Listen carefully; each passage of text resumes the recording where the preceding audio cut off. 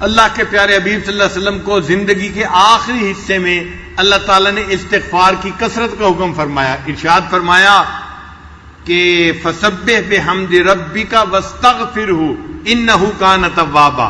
اب وہ اللہ کے محبوب صلی اللہ علیہ وسلم جو معصوم تھے، جنہوں نے حق ادا کر دیا تھا زندگی گزارنے کا، صحابہ سے پوچھا تھا حجۃ الوداع کے موقع پہ، کیا میں نے اللہ کا پیغام پہنچا دیا؟ صحابہ نے 1,24,000 نے مل کر کہا تھا، ہم زبان ہو کے کہا تھا، اے اللہ کے حبیب صلی اللہ علیہ وسلم ادیت الامانہ، آپ نے امانت کو پہنچا دیا. نصح الامہ، امت کو آپ نے نصیحت کر دی. صحابہ نے جب تصدیق کی، نبی علیہ السلام نے شہادت کی انگلی آسمان کی طرف اٹھائی اور کہا اللہ مشہد، اللہ گواہ رہنا، میں نے اپنی زندگی کے مقصد کو پورا کر کے دکھا دیا.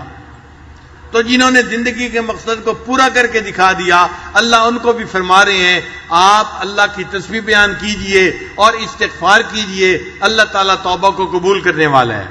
تو نتیجہ یہ نکلا، ہر بندہ نیک ہو یا بد ہو، گناہگار ہو یا نیکوکار ہو، ہر بندے کو استغفار کرنا ہے تاکہ اللہ تعالیٰ اس کے کیے ہوئے عملوں کو قبول فرما لے.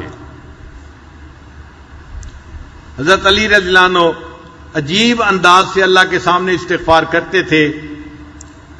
فرمایا کرتے تھے یا حی یا قیوم یا رحمان یا رحیم.